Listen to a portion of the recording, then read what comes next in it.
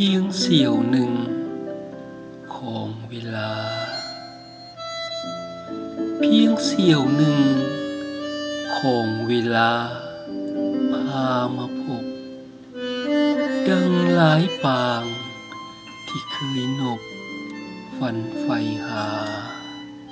น้องและอ้ายได้มาหักปักสิวาห่วมตั้งตาสร้างความฝันวันเคียงคองถึงหากแม่นเพียงเท่านี้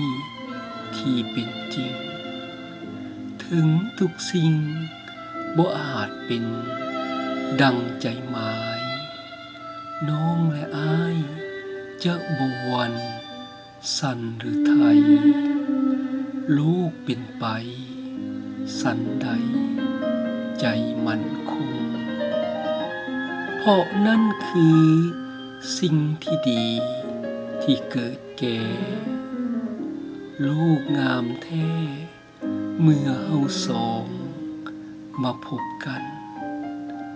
ดอกไม้บานตะงาน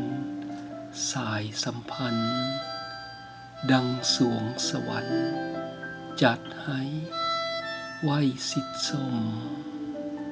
และก็ด้วยเป็นเสี้ยวหนึ่งของเวลา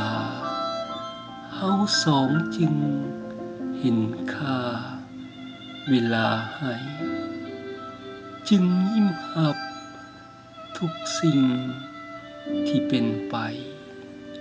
โอบอุ้มไว้ในสวรรค์ปันให้เฮา